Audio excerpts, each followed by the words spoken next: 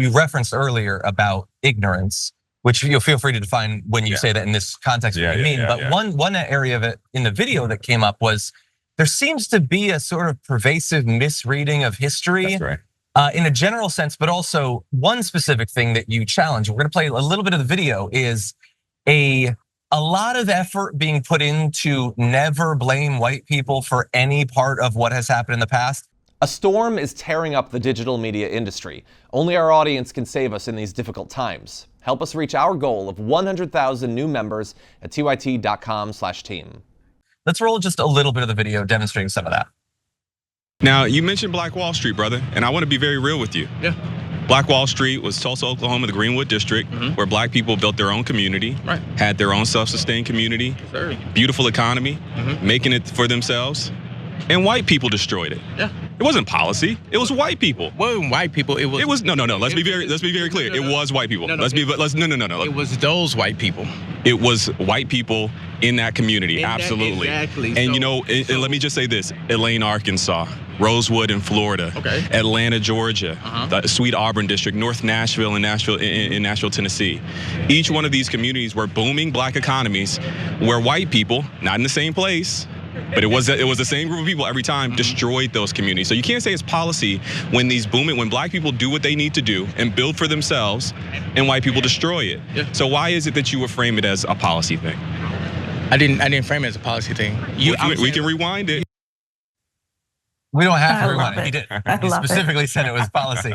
And so, there's like this effort to like extract white people from history and then abstract it to policy, when we could also talk about who passed those policies at that point. But I talked a little bit about that. So that was Topher. He's a Christian rapper. He has 2.5 million plus followers on TikTok alone. Like he's a big deal and a big kind of MAGA influencer.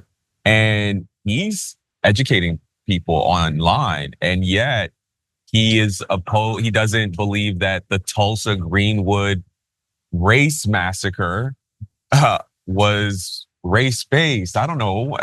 He didn't believe that black people, I challenged him on this, but he didn't believe that black people were better after the policies of Lyndon B. Johnson, who, might I add, signed the Civil Rights Act of 1964. Who she finally admitted he liked. Eventually he said, hey, I can get on board with that, but what about the Fair Housing Act? I think about my grandmother, who was born in 1942. She's just as beautiful as ever.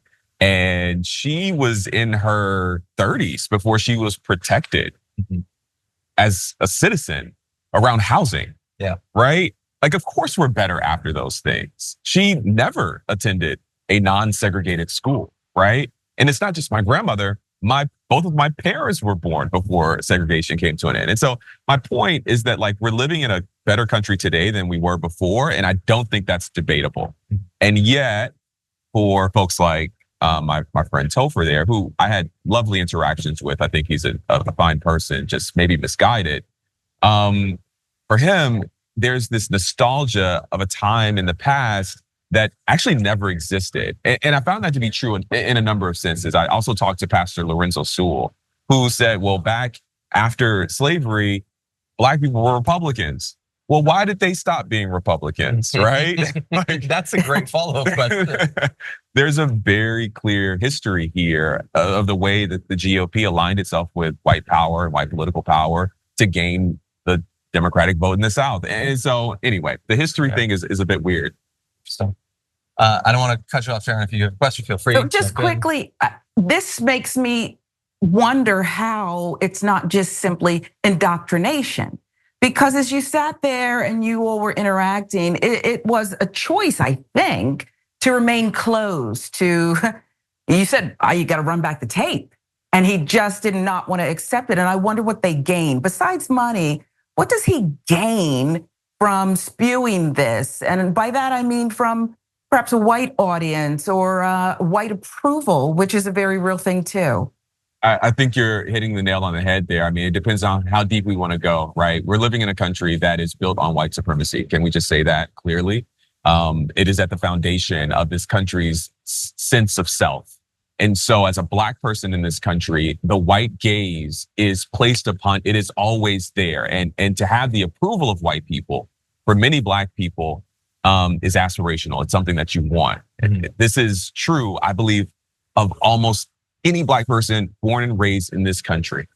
And so I think there is something psychological here. There is something that W.E.B. Du Bois talks about with this double consciousness, this awareness of yourself and the awareness of yourself as it is viewed from the perspective of a white gaze. And so all of this, I think, is at play here. And I don't want to do too much, psychologizing, but I do think that there is something gained for these individuals from being revered, respected, accepted in predominantly white spaces. They see themselves as better because of that.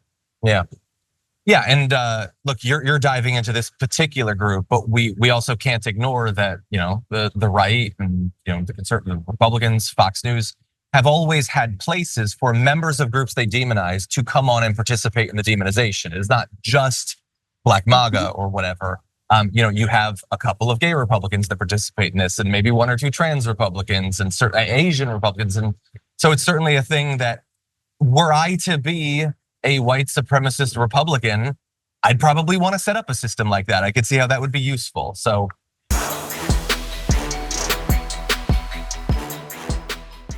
when you click the join button and become a tier 2 member, you get access to all of our weekly top 10 lists. What are you waiting for?